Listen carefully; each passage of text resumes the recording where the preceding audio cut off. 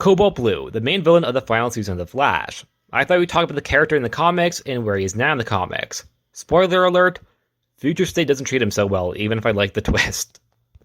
Now, Cobalt Blue would primarily come from the 90s run of The Flash, being the main villain of an 8-issue arc, where he'd be pitted against Wally West as the Flash, despite some sites listing him as primarily a Flash villain of Barry Allen. Which does make sense considering what his origin is, however, he actually is pitted against Wally far more often, despite his origin being very, very connected to Barry. Now, he would technically first debut in a one-shot called Speed Force from 1997, a comic with many different stories of many different speedsters: Jesse Quick, Jay Garrick, Max Mercury, and Wally West. Cobalt Blue would appear in the Wally West story, where he would get a flashback panel or two. We get flashbacks of a story of Wally talking to us about how Cobalt Blue once faced Barry Allen as the Flash, and it was the first time Wally's ever seen Barry scared. A claim that is both inaccurate nor does it make any sense. Cobalt Blue would somehow affect Barry on a moral level, making him more brutal, with this story taking focus mainly on that plot, which is a very interesting tale from a Wally West and Barry Allen fan perspective. It's from Wally's point of view of how he's seeing the man he idolizes and sees as a hero as being flawed. He's not perfect. Something that Barry also overcomes, however, proves to be human as he makes mistakes, sometimes even if he is, of course, is a heroic speedster. It's a very heartwarming story and it very much connects the two characters. Wally and Barry have an extremely interesting relationship, that being both positive and sometimes a bit of a flawed, toxic area in there, which in itself is a big part of the characters, and it helps the characters, as Barry wouldn't be where he is today without Wally, and Wally wouldn't be where he is today without Barry. There's a lot of interesting ideas here, and they fit very well in a one-and-done story, and I think it's done very well. However, it doesn't really focus much on Cobalt Blue himself. However, it does introduce the concept of the character and that Barry Allen was afraid of him. Cobalt Blue would make a bigger appearance in the Flash series issue 143 to 150 from 1998 to 1999. Now, he would start mainly as a typical, new big bad. However, Wally was eventually reminded of the fact that he scared Barry Allen, someone he idolized and someone that he saw as being the most heroic man on the planet, who was scared of this villain. And for some unknown reason, we're going to pretend that he is the only person he's ever been afraid of. Because Reverse Flash never scared him. It's not like he, straight up killed Reverse Flash because he was so afraid that he was going to kill his wife. Yeah, never happened. Anyways, Cobalt Blue's face is seen by Wally in issue 144, which is identical to that of Barry's, who is at the time meant to be dead. So Wally at first, of course, thinks that this actually is Barry and freaks out, because it's his old mentor. Cobalt Blue gets somehow to steal the speed of Jay Garrick, as well as able to blow up the Flash Museum. However, then we find the truth, as does Wally. Cobalt Blue is Malcolm Thawne, a secret twin of Barry Allen. You see, Nora Allen and a woman named Charlene Thawne would come to the same doctor in labor, that being Dr. Gilmore, with Nora having twins and Charlene having just a single baby. However, the doctor would mistakenly kill the baby Charlene was intended to have. In order to cover this up, he would give Malcolm to her, claiming it to be her baby when it was actually Nora's, while telling Nora she only had one child. Okay, this origin is very retcon-y. One that somewhat works if you just look past it, but if you look more into detail and examine it, there are some questionable things. The doctor apparently accidentally strangled the baby in question that Charlene had. How does she not notice? It's implied that it happened during delivery. It's coming out of her. That would also bet on them never having a blood test or anything of that nature entirely of their entire lives. That is a big, big risk. Now, things like this have happened in the real world. Not to this degree. It's variously different, like babies getting mistaken for one another in the hospital, etc. like that. This is very clearly intentional, as it is intentional, but it's during the process of the birth. How exactly did Dr. Gilmore do that? Did he pretend the dead baby was still alive and just walked away with it and then came back with Malcolm?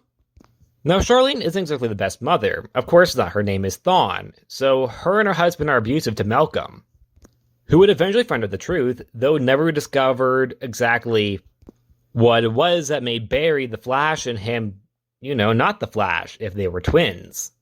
He would end up going to Dr. Gilmore to confirm his suspicion, which he just does.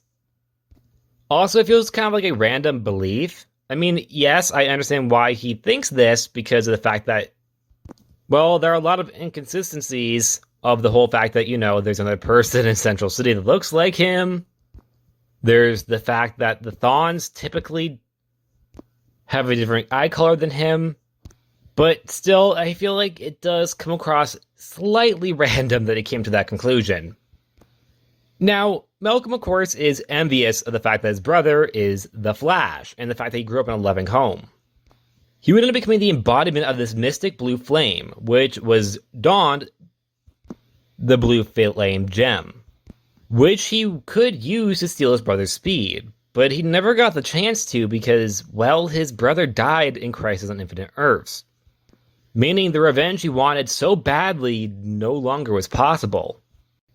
But now he sets his sights on Wally, which isn't entirely sure as to what's going on, nor am I exactly. I'm pretty sure it has something to do with the legacy of the Flash and the fact that Wally in itself is a person who carries the legacy of Barry Allen, who Malcolm is envious of. Wally had to deal with Cobalt Blue for a handful of issues. However, he would be defeated in a rather funny manner, but in context does make sense. That being, Wally tricks Cobalt Blue into explaining his origin and motivation, going into a full-on villain rant, which led to Wally being able to draw out the speed that he had been absorbing from other speedsters, including Jay Garrick, who regained his speed, along with other speedsters who lost theirs. Throughout this arc, his powers seem a little inconsistent. He's immortal, super healing, super speed if he steals from another speedster, and he has this blue aurora thing which you can make constructs with like Green Lantern. His healing powers kind of seem to just turn off and on throughout, however he does make a strong foe for Wally. It is said he has some relation to Eobard Thawne, but it's not really gone into.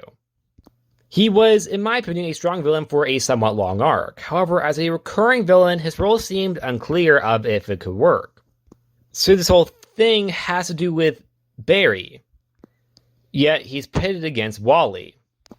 It does work, and it could have worked more if you continued this whole storyline. However, because the character after this whole arc isn't really used all too much, it kind of feels like a waste, because the character does have, in my opinion, some strong potential as a Wally villain or even just a Flash family villain. After all, he did steal Jay's speed.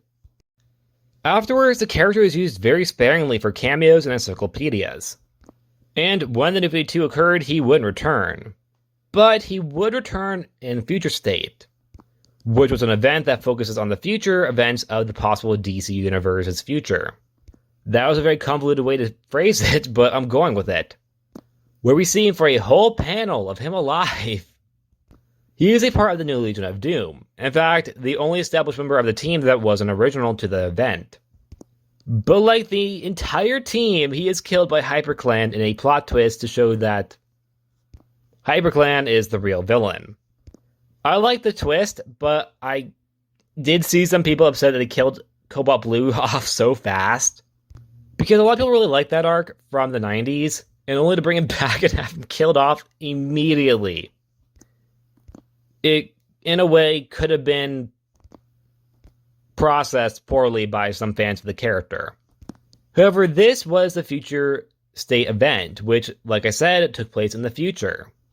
So in actual Rebirth comics in present day, he is alive and recently returned in the Flash Rebirth comics, where he is now a foe of Barry Allen, and his return was just in this month's issue 800.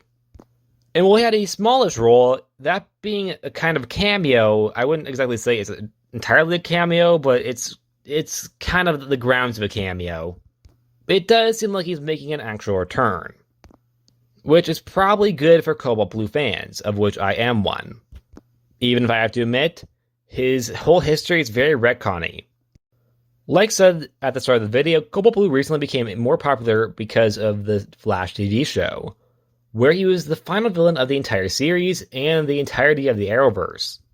The character is now renamed Eddie Thawne, starting off in the first season as a police partner of Joe West and fiancé of Iris West, his daughter. He would be a trusted ally of Barry Allen and would be revealed to be the ancestor of Eobard Thawne. He would end up sacrificing his own life to stop Eobard by shooting himself. He would be resurrected in Season 9, however between the first and last seasons of the show, he would appear on occasion in time travel plots, nightmare plots, etc.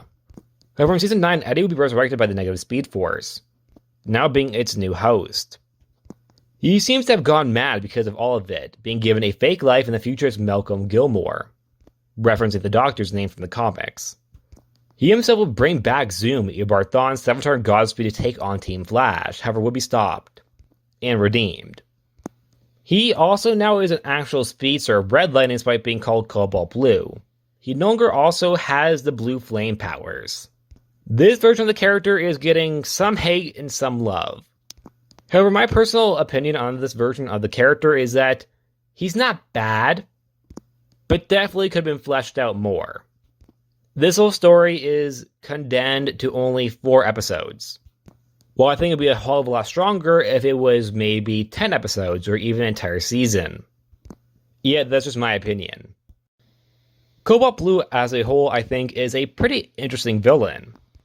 And I think he has a lot of potential, which might be tapped into later on this year or maybe next year because of the character's comeback. I do like the idea of him being pitted against Barry, however he did do pretty well against Wally as well. And both are alive now, so maybe have him go against both. Or the entire Flash family, because there is a lot of them now. Which I'm not complaining because I like most of them.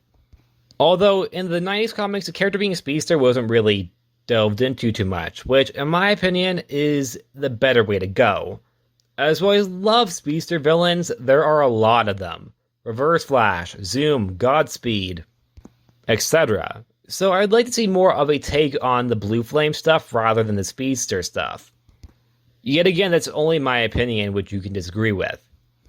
And that's it. Like always, please like, subscribe, and see you guys next time. Bye!